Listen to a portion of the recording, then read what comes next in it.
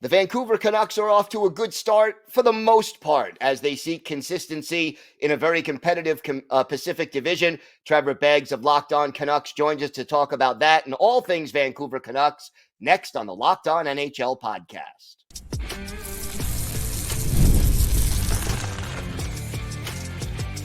You're Locked On NHL, your daily podcast on the National Hockey League. Part of the Locked On Podcast Network, your team every day. Gil Martin here, and welcome everybody to the Monday edition of the Locked On NHL Podcast, part of the Locked On Podcast Network, your team every day. I want to thank everyone who makes Locked On NHL your first listen every day. Don't forget to subscribe on YouTube or wherever you listen to podcasts so you get new episodes as soon as they drop. Today's episode is brought to you by Indeed. Still searching for a great candidate for your company? Don't search, just match with Indeed.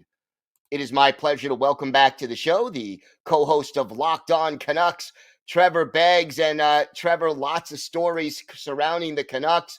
Let's start with the obvious one. Elias Pettersson, MIA. What's going on?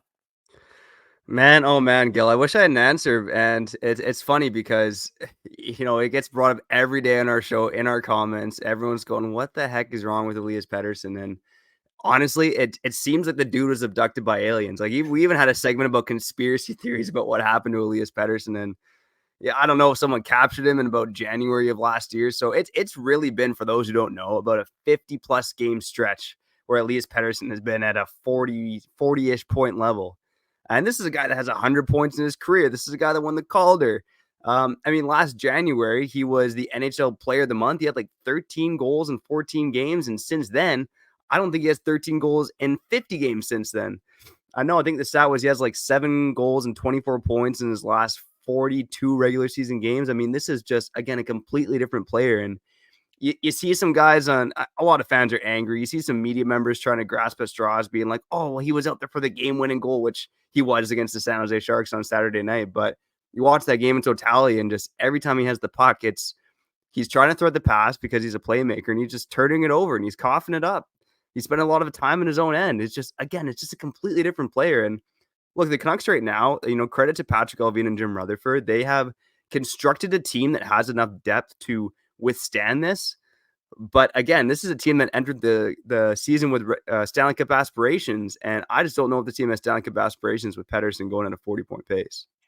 What is the biggest difference maybe in the way he's approaching the game that you could see? Yeah, I mean, it's funny because Rick keeps talking about practice and, he's got to practice harder. I mean, he's lacking juice. He's lacking a step. I don't know. To quote Austin Powers, it just feels like he lost his mojo. Like his mojo's just gone. It's funny because you see him, again, being aggressive. Like he's trying to go in there and make a hit. So I don't want to say it's for lack of not trying. But I don't know, man. It's just his confidence is just completely shot right now. It's that instinctual playmaking that made him so good for his first 400 NHL games. I mean, maybe a little less than 400. It's been a 50 game bad stretch here. But I mean, the dude still right now has 412 points in 413 career games, right? Despite this bad stretch. I mean, he is an electric player. But right now, he just seems to be completely lacking confidence with the puck. And he just seems to be a step slower, too. I mean, we learned that he battled tendonitis through last spring and that it might still be affecting him, but he looks a solid step or two slower, and his playmaking is just gone. I mean, you mentioned the team can overcome it. How have they been able to do that? Well, right now, I think it's, and I see it in your bullet points here for you guys watching on YouTube, I think Kevin Lankinen's one big reason why. And Kevin Lankinen so far, and again, why didn't anyone sign this guy in free agency on July 1st? Other backups, I guess people didn't want to pay big bucks for the backup or anything like that. But Kevin Lankinen right now is 5-0-2 for the Vancouver Canucks. He's just been stellar for this team, man. It's meant something because Archer Shilovs, I mean, don't want to poo-poo on that guy too much, but, first game he lets in 6 goals.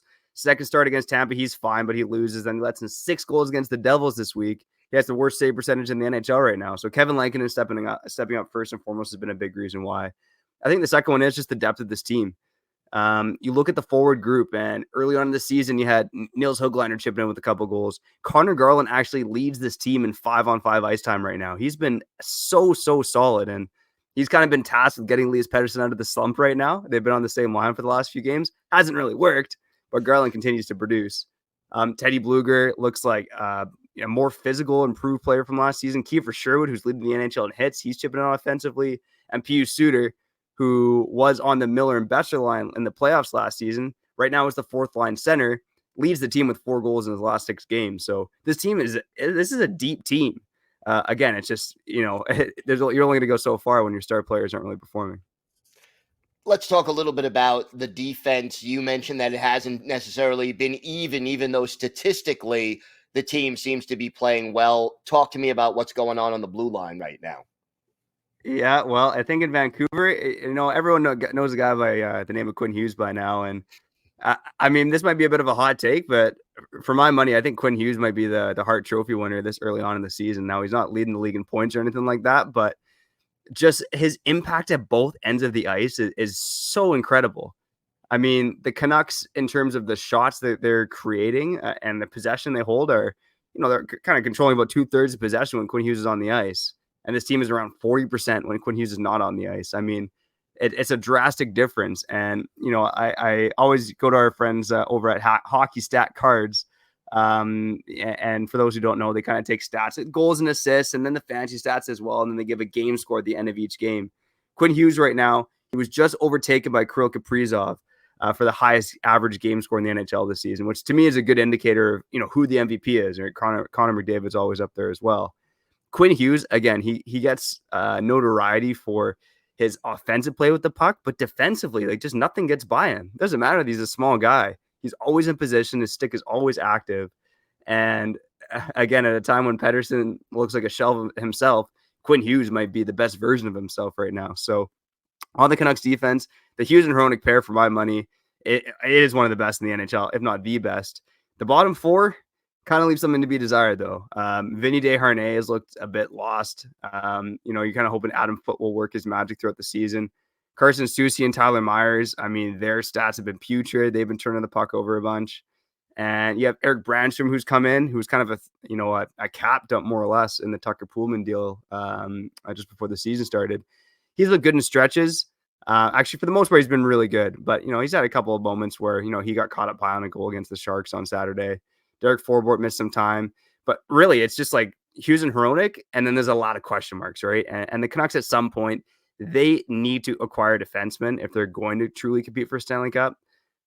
Because right now, the way it's constructed, again, a lot of question marks after that first pair.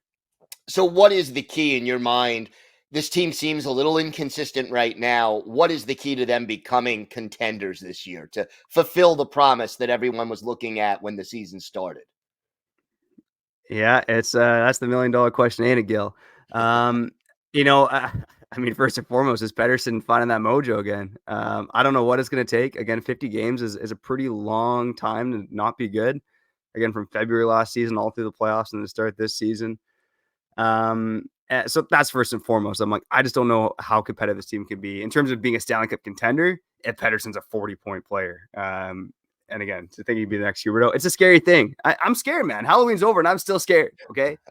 But the second thing I think is adding a top pairing or a number 3 defenseman to this team, right? We've checked out some names before on Locked On Canucks. Guys who could be targets, obviously, like Rasmus Anderson's out there. Jake Wallman might be a good low-cost target. Colton Parenko's a guy I've been kind of interested in to see if, the guy's got a lot of term left. Maybe St. Louis retains $1 million, and then you got a $5 million guy for the next few years. So there are going to be options out there for the Vancouver Canucks, but they do need to add a defenseman at some point because the way it's going right now, this defense is going to be a problem. All right. Well, Trevor, why don't you tell our viewers and our listeners where they could find the podcast and where they could find you on social media? All right. Well, appreciate it coming on, Gil, as always. Okay. Despite the fact that I got, sick kids, I was puking a couple days ago. You're always patient with me as I make my way on this incredible show, Locked On NHL. You can find me on Twitter at TrevBeggs. You can find Locked On Canucks on YouTube or wherever you listen to podcasts.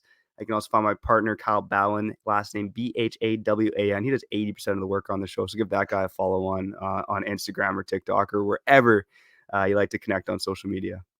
All right, Trevor, thanks so much. Always a pleasure. Today's episode is brought to you by your friends at Prize Picks. You can now win up to 100 times your money on Prize Picks with as little as 4 correct picks. Prize Picks is the best place to get real money sports action. Join more than 10 million users and sign up today. Prize Picks puts its members first, so all withdrawals are fast, safe, and secure. When my picks hit, I can get my money in as quick as 15 minutes. Sign up today and get $50 instantly when you play $5. You don't even need to win to receive the $50 bonus. It is guaranteed. So again, download the app today and use code LOCKEDONNHL. You'll get $50 instantly after you play your first $5 lineup. That's $50 instantly when you play your first $5 lineup on Prize Picks. Download the app and use code LOCKEDONNHL. Prize Picks. Run your game. Today's episode is brought to you by Built. Listen up, renters. Have you ever felt like you're stuck in this loop of rent payments, just watching your money vanish into thin air? It's time to turn that rent game around and start earning some serious rewards. That's where Built Rewards comes in.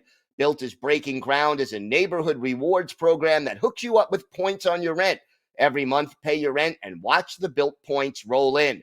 Use points to jet off on a dream vacation. Put your points toward a flight or hotel stay with 500 plus airlines and 700,000 plus hotels and properties. You can also use your points to book fitness studio classes, redeem them toward a future rent payment.